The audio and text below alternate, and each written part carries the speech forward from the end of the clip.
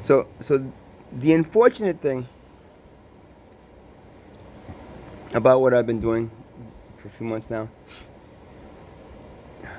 Okay, so so I'm in a tribe, right? And in this tribe, there's there's a shaman, and we have rituals, you know. And every week we go. Sometimes every day we go, depending on what tribe. And we dance around a fire. We take plant medicine that helps us connect. The shaman gets the plant medicine, brings it over, shares it with everybody because that's his duty within in the community to be that shaman, and gives it freely, you know, to everyone that wants to experience that. There's some that don't want to experience it and that they lay back and go, "Hey, watch you guys," but most do because that is the culture. Right? So you trust that shaman, right, to provide, what he's learned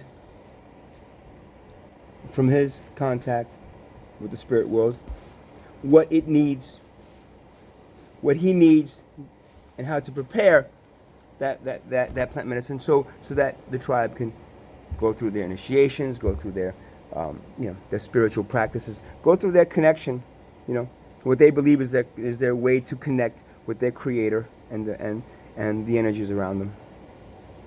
And you trust that. So that's been wiped away now because we've killed off most of the tribal cultures, or we converted them to civilized human beings.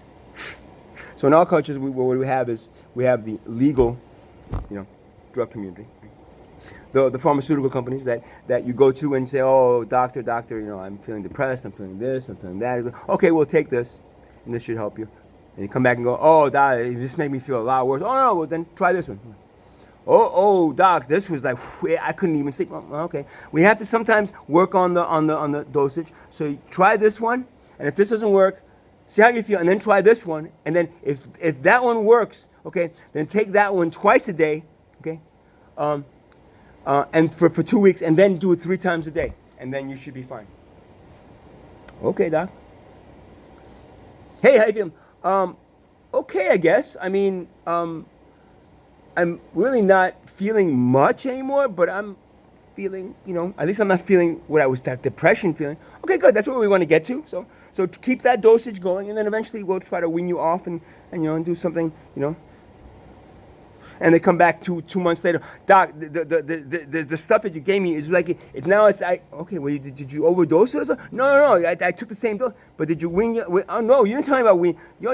You're supposed to come back. Oh, it's been 4 months. No, you're supposed to come back after 2 months, and I was supposed to wean it down. And then, I didn't do that. Okay. Well, we'll do it now. No worries. There's no problems with this. It shouldn't give you any problems. So that's our pharmaceutical industry that treats us like lab rats and gives us these things that they make in laboratories and kind of tweak in here back and forth and try to get you to feel that feeling that you were feeling in the tribal cultures, because that's what they did then in tribal cultures weren't really, unless it was famine or something that was devastating to the tribe, a tsunami or something that really messed them up.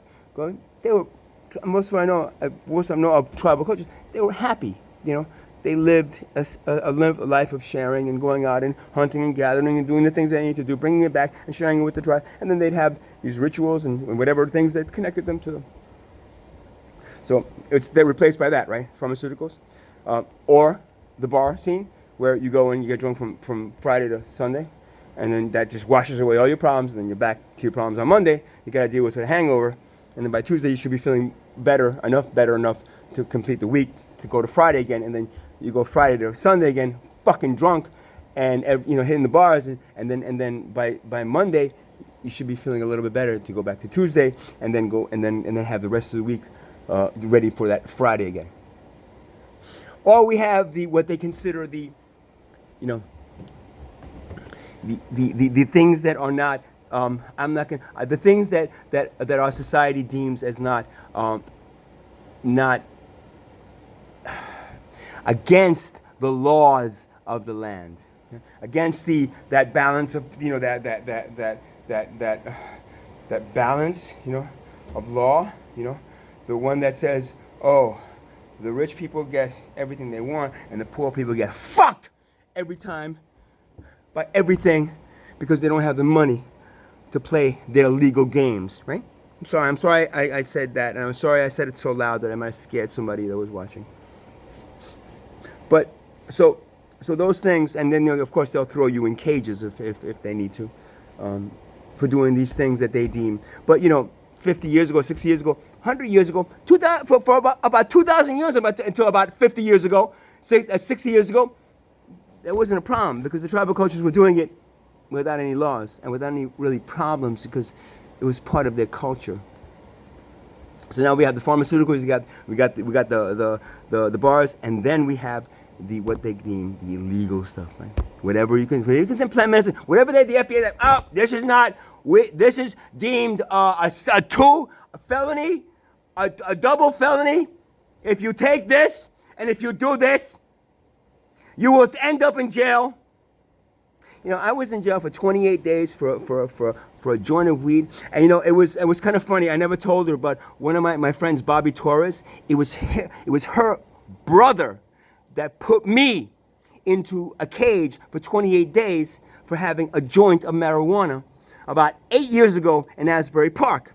Now, yes, I had the joint, and I happened to have an open warrant for a ticket that I didn't pay somewhere else, and because he had the open warrant, he said, well, you're gonna have to be in here until you get it's bail is set as $7,500, and at that point I didn't even have the $750 to get myself out. And my sister, who didn't believe that it was just a fucking joint, and I asked her over and over again, please just put the fucking bail money up for me. You know what she did?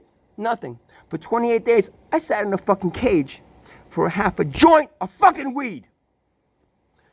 Right? Bobby, if you're watching this, or if anybody knows Bobby, tell her I never told her because I didn't want to tell her, but it was her brother that put me, who's a judge, who put me into a fucking cage for 28 days. So until finally my sister grew a heart and said, oh, I talked to a lawyer and they said it really was just marijuana and I don't understand, so okay, now we're gonna bail you out. So in that same cage that I was in for 28 days, there was an African-American gentleman that told me that he was in jail for 1 year for having a half a bag of heroin.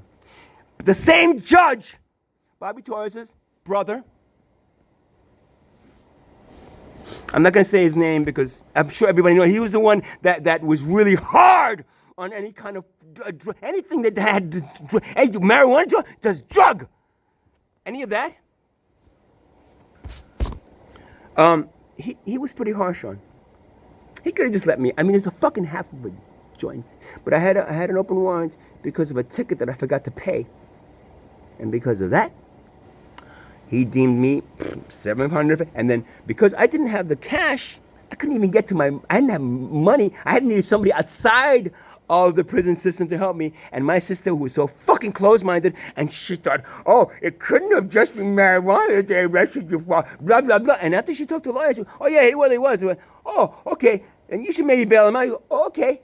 And she bailed me out 28 days later. That man was spending 1 year in jail for a half a bag of heroin. Oh, no, I swear, he deserves it because he was doing heroin. That was created by the opioid, because you get painkillers, and then they stop providing you the painkillers, and because they stop providing you the painkillers, because the pain is still there, but we don't want you to get addicted forever, so maybe you should just wean yourself off of it and just try something else. The man decided to go on the street and buy the same thing he can get, over the counter with a prescription, but it was on the street. And you know what happens on the street? I'll tell you what happens on the street. They give you something, and then, and no, I don't do heroin, and don't think that I've never done. I don't like heroin. I don't like the feeling. I don't like anything that brings me down. I like things that open my mind and expand my consciousness and make me understand what the fuck is happening throughout this system and throughout this fucking miserable world that it's creating. all the misery that we we don't see that, we don't hear it, everything is love. Let's everybody hold hands and just wish away all the misery that the 7 billion poor have to endure every fucking day because of the wealth. So now this gentleman spent a year. He had a year in jail because it was maybe a second offense, whatever it was. The judge really hard on him. He said, "Yeah, man, I had one bag of, it was a bag of weed of heroin, and I got and he told me his story, and that's his story, man. Yeah. That's his story. So that is, and what happens, of course, is that you get it, oh, it's really good. And you get it again. It's do you have the other stuff that was better? No, but I got this. Okay. And you get, dude, this stuff really sucked, man. Do you have any? And no, it's all I got, bro. You want this or that's it? So then, of course, because it is, and the pharmaceutical now companies go, oh, we'll do this and this and this. Oh, it wasn't good? The insurance covered it, right? But the other side of it is that you can't get the prescription anymore. Then what do you have to do? You go on the street, and then you got the guys on the street that want to make them fucking money off these assholes, these fucking addicts that come to me, because most of them they don't do it. They just sell it to the fucking assholes that come to them. Instead of treating them like clients and saying, all right, dude, I know I have this. No, they treat people, and this is what you have to deal with in this, or you just don't do it, buddy. Just go home and deal with the pain. Just like everybody else has to. Eventually, you'll get, if anything, go break your leg again and see if you can get another prescription from the doctor. And you're left with going to these people on the street that, you kind of like, in the community. And this, if you know a few people, and you can get, oh, this is good. Oh, you get here, oh, this is good.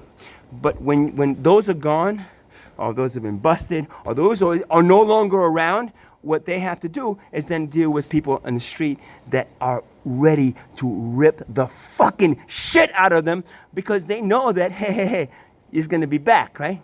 You're back? Hey, no, I don't got, no, yesterday, yeah, that stuff yesterday was, but I only get that once in a while, I only get that when, it depends, it's what it is, man. You want it or not?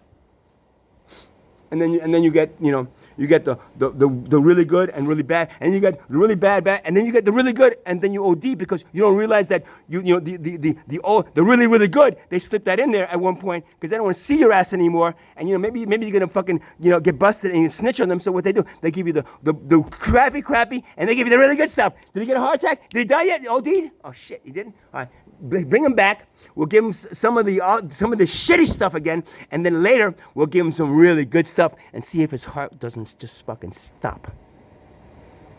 This is what I know. It's well. This is what addiction does. So you don't understand. This is what you're making illegal and making your pharmaceutical companies making people into fucking addicts and then cutting them off. Oh no. They're suing me now, so I can't provide you any more of these. Maybe if you go to this doctor. Yeah, but I can't do that anymore. That's wrong. And they make you run right up to the street and look for anybody, and that anybody is going to be somebody who's going to rip you fucking off. It's going to take advantage of you, and it's going to look at you and say, if I can profit off you, and if I can take advantage of you, you're nothing but a junkie, and you're never going to go to the police or report this. What's going to happen is that you are going to keep on coming back to me until you got no more money. And then when you got no more money, then we'll talk. And then we'll see what I can do. You can do. To keep it going. It's big cash on the street, costs a lot of money. They only give you the good stuff only once in a while, and then the rest is all crappy stuff that you got to pay a lot of money for, waiting for the good stuff until you have no more money. And then all you got to do is what they tell you to fucking do if you want to keep it. If not, go to a rehab, go somewhere else, and then eventually your life is going to get so boring and so monotonous that you're going to fucking either want to put a gun to your head like Chris Cornell and blow the fucking thing off. I'm not sure if he used the gun or something else. I know the guy from Nirvana used the gun, right? And blow your fucking head off, or you're going to go do what oh yeah, but that's why we want to arrest the dealers and put them in jail for a long, long time. Yeah, you know what police do? They let it go. They let it go. They got to wait until the dealer has a big load of cash, right? He's got a big one? Yeah, okay. We got him? Okay. But at this point, he's already destroyed how many lives? They don't care. They don't care about the lives destroyed. They only care about how much the dealer has, because when they bust him and they take all his money and everything else, they get new cars and they get new bulletproof vests and they get new guns, boo, boo, boo, to get the bad guys that they fucking keep on the street and make illegal and make sure that the junkie and the addict, that motherfucker is ripping off, is taken advantage of, because that's all they do when you get stuff from the street or from the black market or from these people that 1 minute they, oh yeah, and then they say, oh man, this is all that's out there, bro. You want some? You want it? I know, man. I don't do it. I don't know. Yeah, I just I'm only doing it for a little while, so I don't even know, man. You know, if you don't want it, you know, you can try somebody else.